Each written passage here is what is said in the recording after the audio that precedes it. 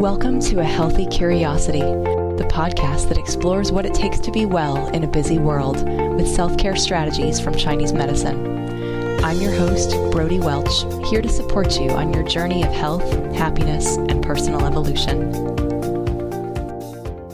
What you are about to hear is an especially hard-won episode of A Healthy Curiosity. Let me tell you a brief little story.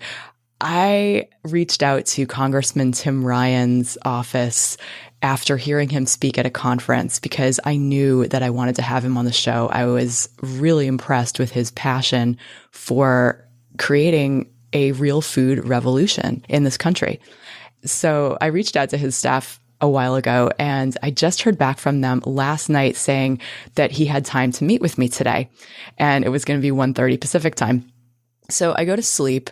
And I must have been something I ate because I was up all night throwing up, miserable. I have had 3 hours of sleep, and I woke up this morning with a message in my inbox saying 1:30 no longer works. Can we do 12 noon Eastern time, which would be 9 a.m. my time? And I jumped at the chance to be able to interview Congressman Ryan, but it meant doing so without any preparation, without the benefit of sleep, without my usual energy and clarity, or even time to do my usual morning routine. But this is in service of a really important message. The second thing is that the audio quality was not awesome at certain points in this interview. At the very beginning, especially, there are points where Congressman Ryan's feed was cutting out a bit. So there might be a few gaps in what he's saying, but I encourage you to hang with the interview because it is such an important topic. The rate of obesity in the United States is 39.8%, according to the CDC, and obesity-related health issues like heart disease and stroke and type 2 diabetes are some of the leading causes of preventable and premature death. On average, people today are consuming 70 pounds of sugar a year and about 500 calories a day more than we did in the 1970s. And this is not an accident. This is not a function of humans' stomachs and hunger capacities expanding. It is a function of marketing and policy and things that are much more at the level of culture and society than they are at the level of individuals making poor decisions around how to feed themselves. We have created a heavily subsidized processed food industry that has literally made it a science to have us consume as many calories with as little satiety as possible so that we buy more of their products. The dietary guidelines that kids learn in school are funded by industries and not based on actual science. So our kids are not growing up knowing how to feed themselves or take care of themselves.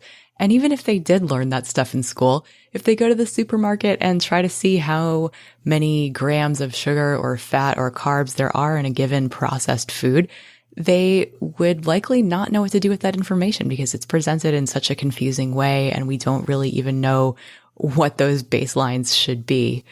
There is also, of course, the issue of access to even something like as simple as a grocery store where 2.3 million Americans or 2.2% of households live more than a mile from a grocery store and do not have access to a car, which would make buying a whole bunch of produce and either busing or biking or carrying it back pretty difficult.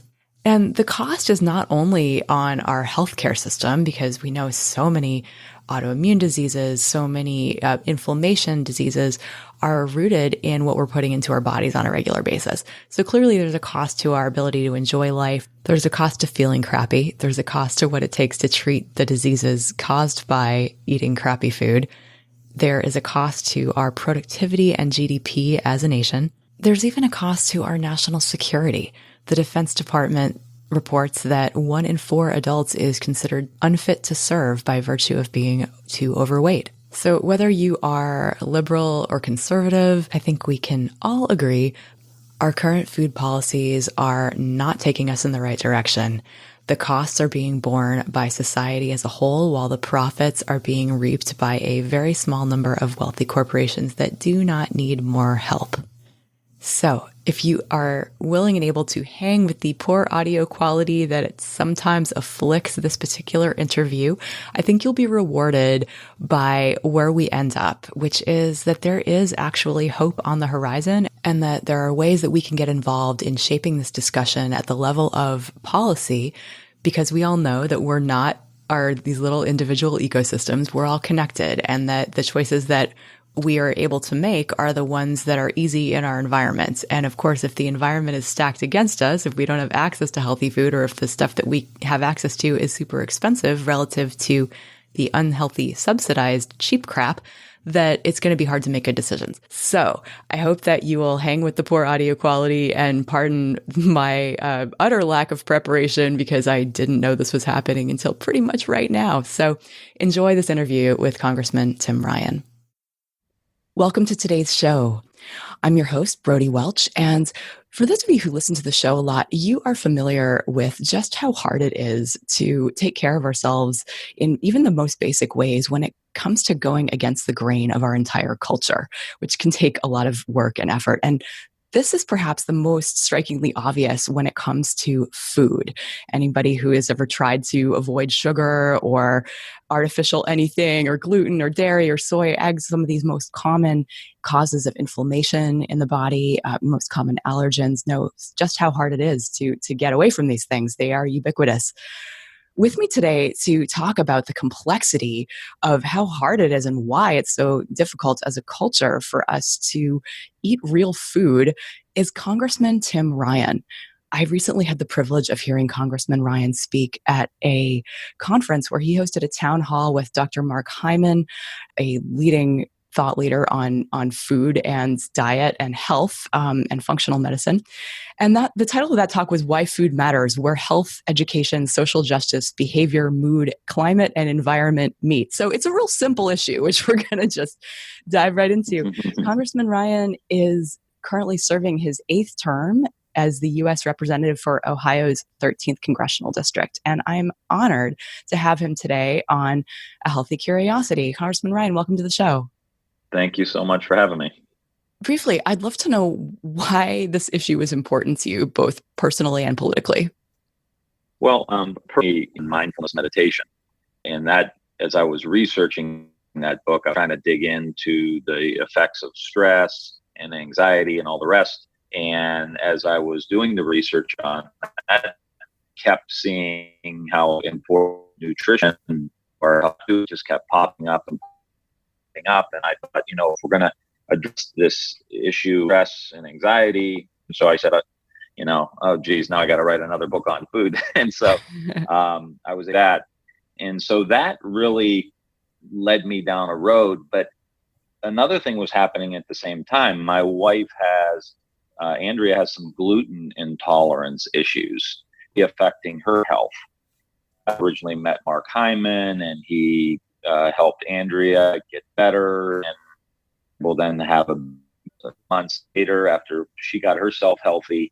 And so to me, I started to really connect the dots between my life in Congress and the expenses of healthcare and what diabetes is doing to the budget for Medicaid assistance for poor people who need healthcare, and the Medicare program for senior citizens, and how much this is costing private insurance, private needs on healthcare. Ultimately, realizing and getting clarity that the main cause of all this is our food system. And if we don't get to work on that, we're going to be spinning our wheels just trying to put Band-Aids on the problem. I'm so glad you brought that up. That was one of the slides that really stood out for me when I heard you speak is the one about the Farm Bill and Mark Hyman making the point that we're subsidizing the wrong things 3 times over. Could you talk a little bit about that? All these ways that we're paying for quote unquote cheap food. After the industrial age, and where we were pumping out cars and tanks and planes, and we were then also trying to feed the world post World War II. And so industry and the industrial revolution made its way into agriculture. And so that evolved 60s, 70s, 80s into a system that then industrialized farming and agriculture and food production.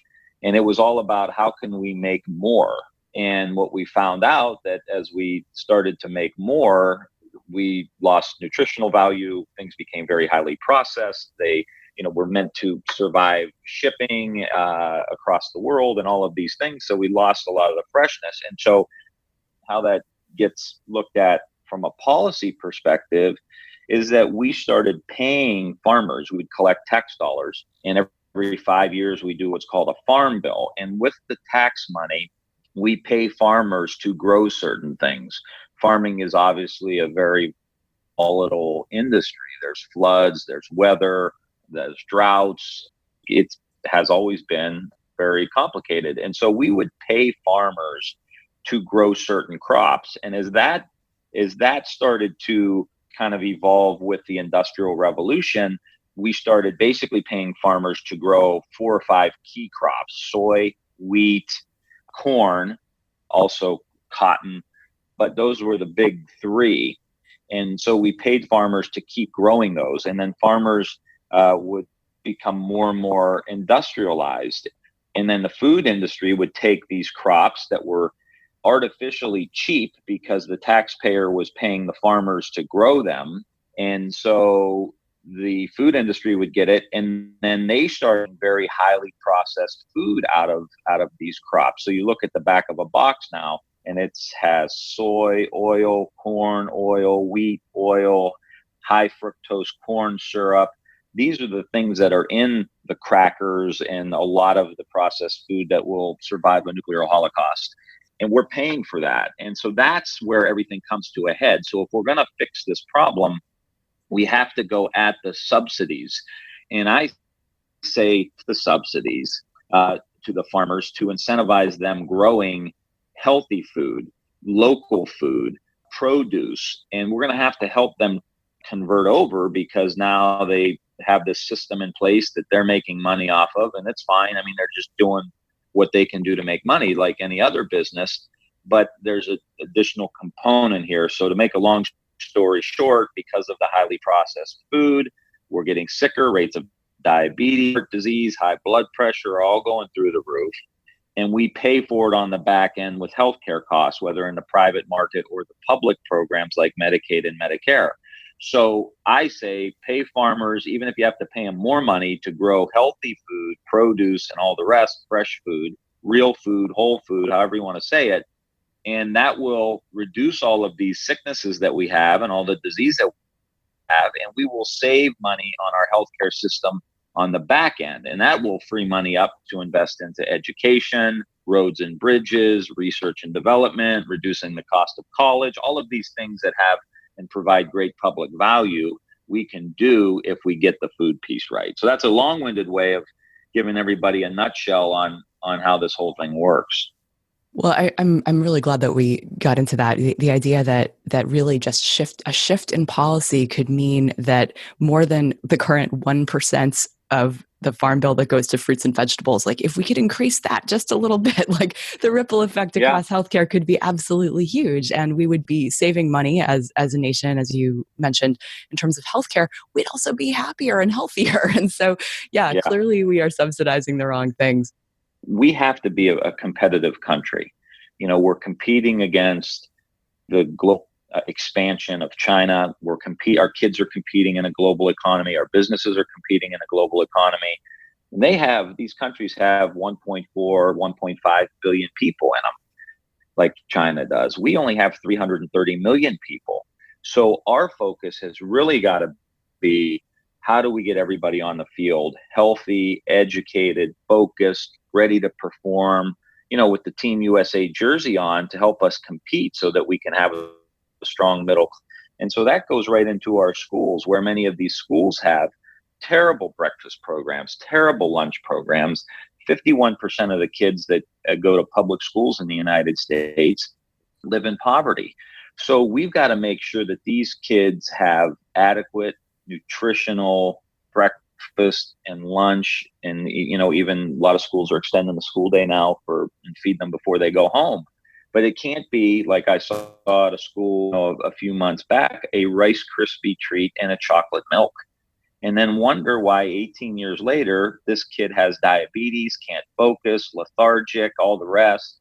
They're also as a side note, living in a home that has lead paint in it, because there are older homes in a lot of these older communities, that we're setting this kid up for failure. So it's in our interest to fix this problem, because we need that kid in the world competing, being an entrepreneur, being an innovator, being at the building and construction trades, being a productive member of society. And we're setting so many millions of kids up for failure now. And it starts at the end of the fork, like Dr. Hyman likes to say.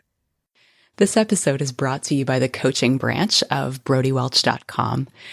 If you are interested in getting off of your plateau, I have 3 opportunities for you. One is to join a community of like-minded people who similarly want to get more calm, more confident, be in the bodies that they love, show up differently in the world, and start really living from their truth. My Level Up community starts again in January. And if you're interested, you can head to BrodieWelch.com, Level Up page, and apply. Also, there is room in the Mexico retreat in February for a few more people. So if you could use a retreat that gets you connected to yourself, as well as giving you tons of self-care tools for your toolbox going forward, check that out as well. And 3, I'm opening up time in my schedule for a handful of the right one-on-one clients for coaching for people who are interested in getting off their plateau with kind of a combination of both health coaching and life coaching from a Chinese medicine framework. So again, all the self-care tools and empowerment, support, accountability that you could get in a group, but with some more personalized recommendations from me. And if you're interested, head to BrodieWelch.com, go to the Level Up page and apply to have a conversation with me, and we'll see if it's a good fit. Now back to the show. So true. And so this is obviously a class issue as well, right? That it shouldn't be so expensive to find healthy food, first of all. But then, yes, like what kids are getting in the oh so nutritious breakfast that you just outlined of the chocolate milk and the Rice Krispie treat. Right.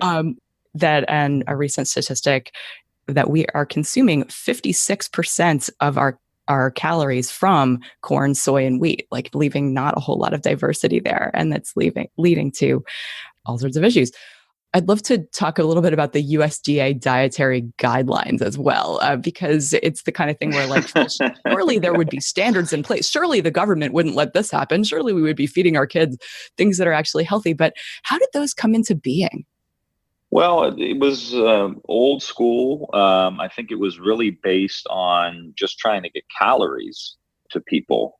There wasn't quite the understanding that we have today about the effects of some of this food over the long haul. And so it was a straight deal, I think. And then, also there are big lobby groups who have a lot of influence in the United States government now. They make a lot of money off the current system. And the farmers get the subsidies, and so it reduces the cost of the food. So that's like an input, as if you want to look at it that way, for the food industry that will then take that cheap input and process heavily and extend the life of the product and then sell it. And so that increases the profit margin for the company. So as I said, it's looked at like a car or a truck or some other manufactured product. It's like, how do we reduce the cost of the inputs? How do we manufacture it as cheaply as we can? And how do we give it as long of a shelf life as we possibly can? And that will increase our profits to our shareholders. That's fine when you're talking about a manufactured product, but when you're talking about food and the adverse effects of that kind of system, then that money is unduly influencing the health and the competitiveness of the people of the country. And that's why I think the government does have a role and a responsibility right now. And so when you hear things like, oh, keep the government out of my business and all that stuff, there are times and places for the government to have absolutely nothing to do with what people's personal decisions are. But I do think government has a role. I see government just as collective action by the citizens of the country. So with collective action, we have to say, no, in this particular instance, we don't like the government having hands off. We want the government and us to decide to shape a different kind of policy, which would lead to a different kind of food pyramid that we see every day and that we're teaching our kids, because it would bring to bear the latest understanding that we have on nutrition, on healthy food, on our diets, on our bodies. And we should be teaching this in our schools as well. I mean, I have a bill in Congress to put a salad bar in every school. And it seems simple, but what it does is it begins to shift the idea of what we're teaching our kids. And that, you see programs emerging now with teaching gardening in schools, really having a better understanding of the food system, and you're teaching that in your health classes, and then your kids how to grow and pick and prepare and cook food that's healthy for them. Why wouldn't that be a part of our health curriculum in the United States? Aren't we teaching these kids, or we want to teach these kids how to live in the world? That's all part of the education process. And if we focus on that, we'll shift the food pyramid into a more reasonable approach and a more reasonable understanding of what the food system really needs to look like. But it can't be treated like you're making a car. It needs to be treated like it's basic food. It's a public health issue. It's driving up the cost for healthcare for everybody in the country. It's making us less competitive. We have less kids to function and really thrive and perform at a high level. And to me, it's, if we can get groups like your listeners engaged on this, we can begin to shift the government policy, but it's got to come from the outside, because, as I said, there's a lot of money and a lot of influence that is benefiting from the current system. And so moms, armed with a lot of really good information and kind of inspired to make things better for the country and for their own families, need to take up arms to shift the political system. And how can people get involved? If they want to be involved in this policy shift, what do you see as being a few steps that everybody out there can take? You have to build a relationship with your local representative, whether it's state representative or your congressional representative that goes to Washington, D.C., or your senators. You have to build a relationship with them and go in and see them. And then there are bills that you can advocate for. And there are organizations out there that are really trying to push an agenda that deals with food. It's called Food Policy Action, is a great organization that I would encourage everybody to become a part of. They evaluate how members of Congress vote on some of these key issues around food and public health. I would look them up. They really are starting to develop a pretty big army across the country. There's a number of bills, my salad bar bill is one. And there's a couple key legislators like Shelley Pingree out of Maine, Earl Blumenauer, who's in Oregon. And if there's one bill I would say to really pay attention to, Earl Blumenauer is putting together a new farm bill that is very, very progressive, that is really shaping a new way of looking at what the farm bill should do. Taken a hard look at these subsidies.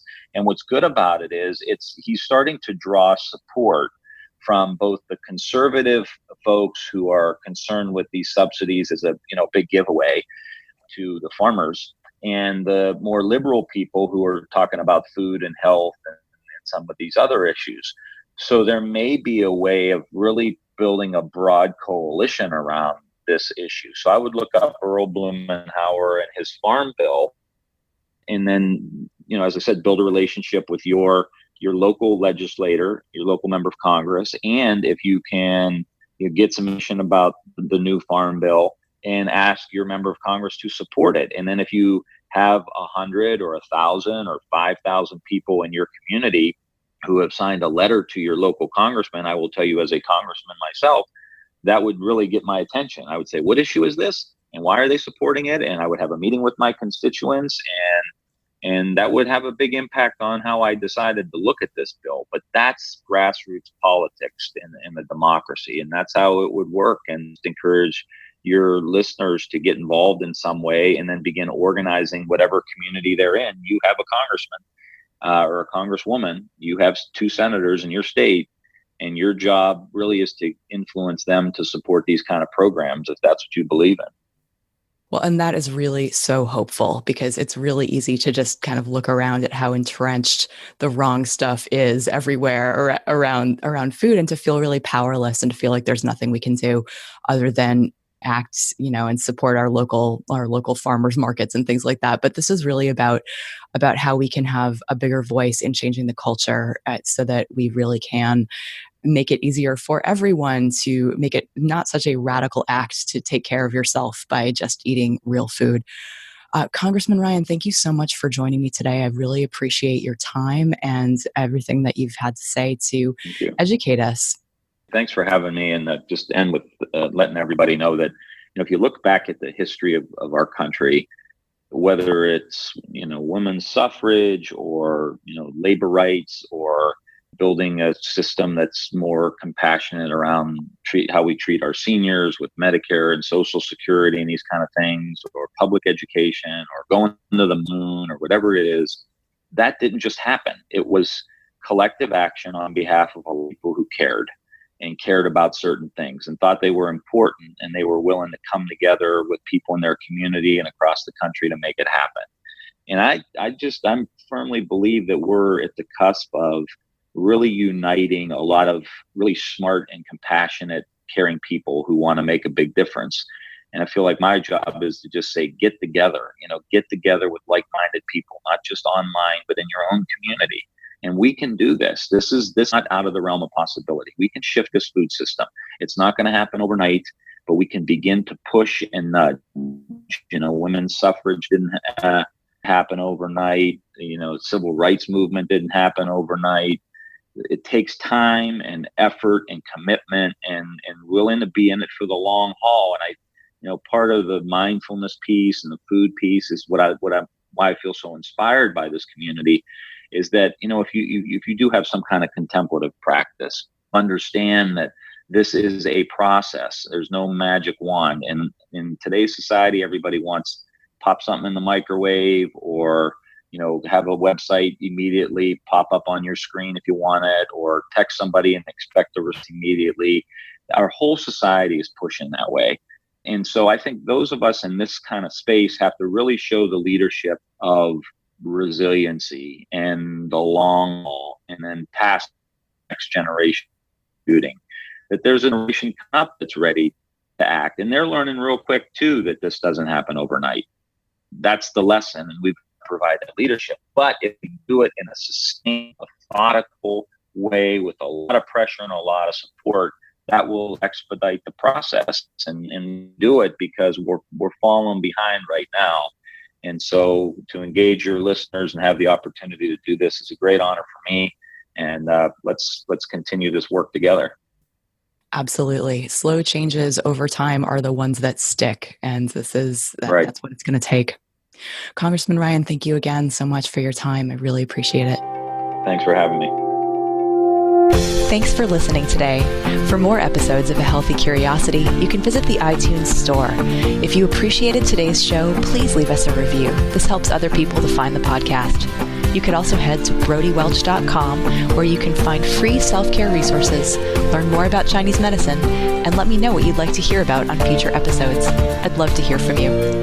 Till next time, be good to yourself.